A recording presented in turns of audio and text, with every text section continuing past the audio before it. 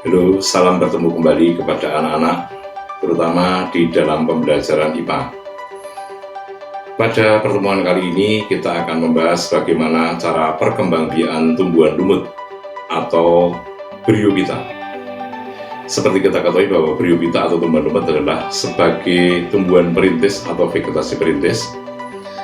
Tumbuhan ini dapat tumbuh di dinding-dinding bangunan, dapat tumbuh di batu-batuan, dan dapat tumbuh di dalam tanah. Tumbuhan lumut ini berfungsi untuk menjaga keseimbangan ekosistem yang ada di dunia ini. Karena dari tumbuhan lumut ini, batu-batuan dapat dilakukan sehingga dapat memudahkan tumbuhan lain dapat tumbuh subur di lingkungannya. Namun, pada pertemuan kali ini kita akan fokus tentang mempelajari bagaimana cara perkembangbiakan tumbuhan lumut. Untuk lebih jauh bagaimana cara perkembangan tumbuhan lumut, marilah kita saksikan video yang saya sampaikan berikut ini.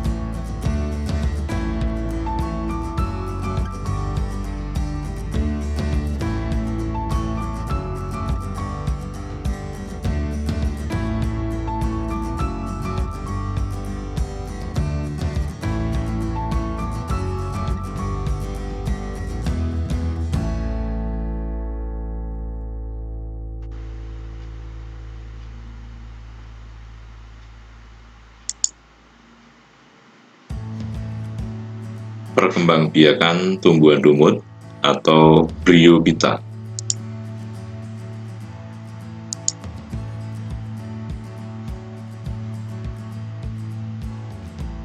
Adapun tujuan pembelajaran kali ini diharapkan yang pertama, siswa dapat menjelaskan 3 jenis lumut. Yang kedua, dapat menjelaskan cara perkembangbiakan lumut. Yang ketiga, dapat menjelaskan siklus hidup atau metagenesis tumbuhan lumut. Yang keempat, dapat menjelaskan manfaat tanaman lumut dalam kehidupan.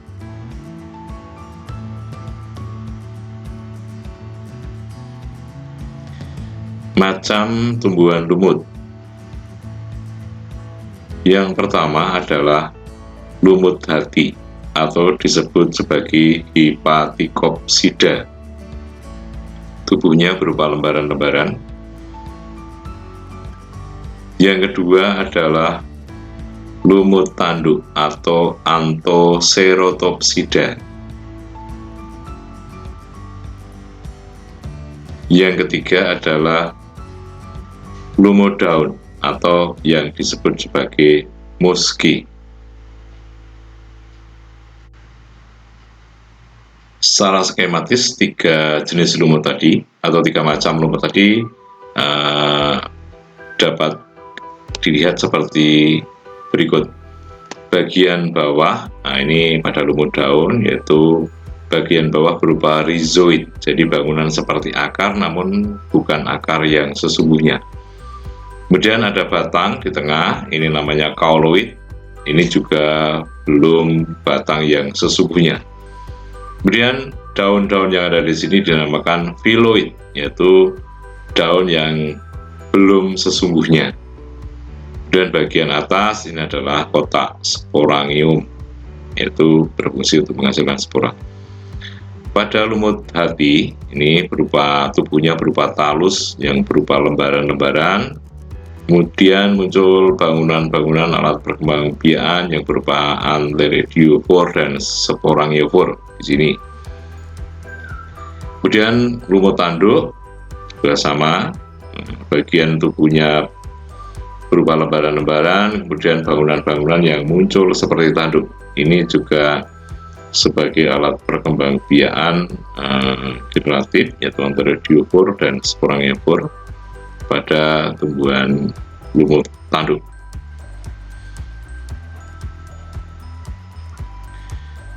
Cara perkembangbiakan lumut atau bryophyta dapat terjadi secara vegetatif dan generatif.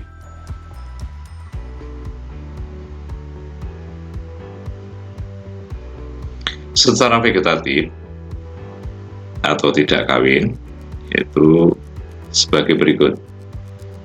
Yang pertama yaitu pada lumut daun ini dapat membentuk suatu kuncup-kuncup yang dinamakan gemaikap atau tunas piala.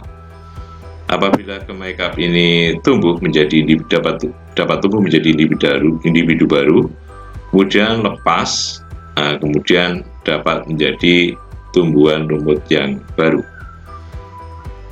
Yang kedua dengan cara fragmentasi, yaitu pemutusan anggota tubuh. Jadi bagian lembaran-lembaran talus ini dapat putus, dapat tumbuh menjadi individu baru.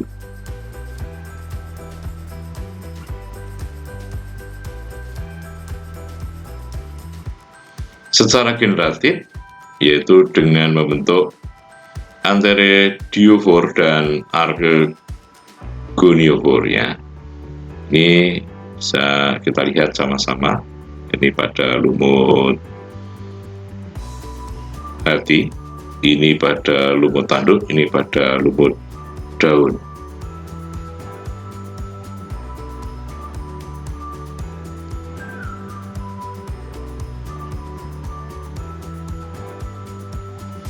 Siklus hidup bryophyta atau tumbuhan lumut. Dalam siklus hidupnya ada dua fase. Yang pertama adalah fase gametofit, yaitu fase pembentukan gamet. Fase ini hidup lumut yang menghasilkan gamet, yaitu gamet jantan dan gamet betina. Fase ini mendominasi dan lebih lama. Yang kedua adalah fase sporofit, di mana fase dihasilkan spora. Fase lumut menghasilkan spora, fase hidupnya tidak lama. Nah, ini adalah mengenai skema siklus hidup lumut secara utuh. Apabila spora jatuh di tempat yang lembab, spora akan tumbuh dan berkecambah menjadi protonema atau lumut yang muda.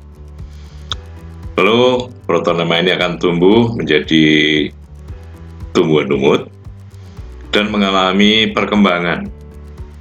Ada dua alat perkembangbiakan yang ada di dalam tumbuhan lumut ini. Yang pertama adalah antheridium, yaitu berfungsi untuk menghasilkan sel sperma atau gamet jantan.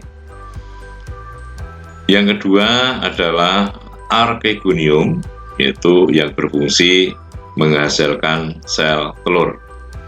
Keduanya bersifat haploid atau N, ini disimbolkan dengan N. Apabila terjadi fertilisasi antara sel sperma dengan sel telur di dalam ruang archegonium, maka terbentuklah sigot yang bersifat diploid. Nah ini, di tumbuhan lumut ini ada sigot.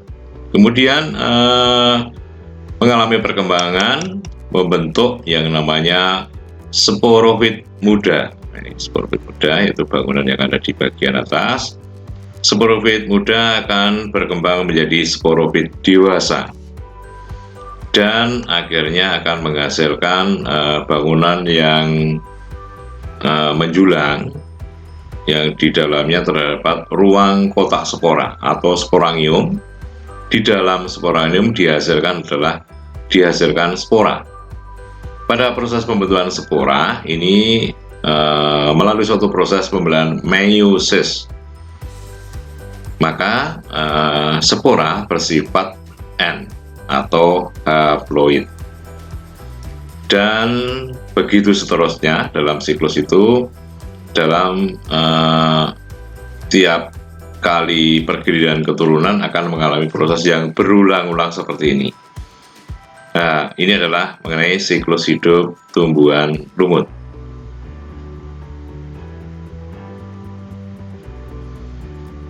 Skema siklus hidup lumut dapat digambarkan demikian.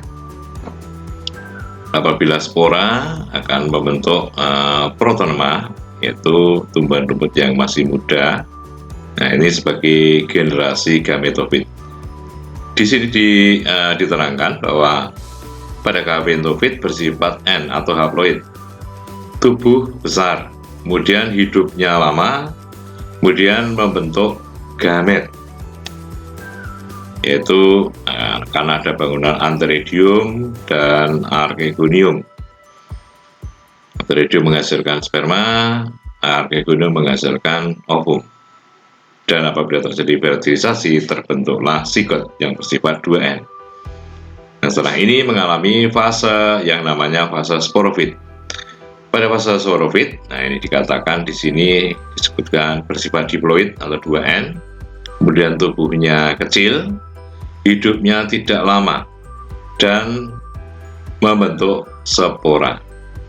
Ini sporangium, kemudian melalui suatu proses pemberian meiosis dihasilkan spora. Ini adalah secara skematis dapat kita lihat demikian.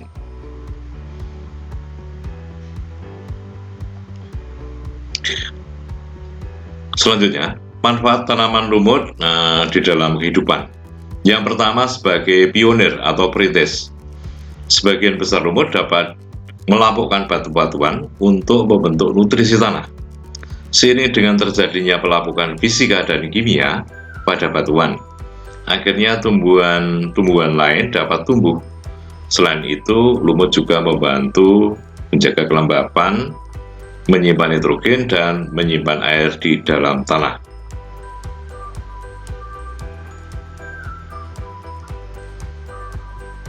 Yang kedua, contohnya pada lumut hati, pada jenis Marsantia polymorpha ini, beberapa literatur menyebutkan dapat digunakan sebagai obat hepatitis.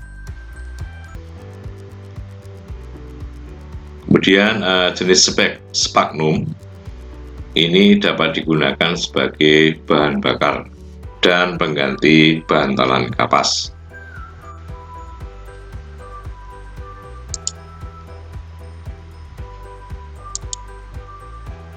Selanjutnya, evaluasi. Setelah pembelajaran tentang perkembangbiakan lumut, semoga kalian semua dapat menjawab pertanyaan-pertanyaan berikut. Yang pertama, jelaskan 3 jenis lumut yang ada di sekitar kita. Yang kedua, jelaskan cara perkembangbiakan pada tumbuhan lumut. Yang ketiga, jelaskan proses metagenesis atau pergiliran keturunan pada tumbuhan lumut. Yang keempat, jelaskan 3 manfaat tanaman lumut dalam kehidupan sehari-hari. Demikian video yang sederhana dari saya. Semoga bermanfaat bagi kalian semua. Sekian dan terima kasih.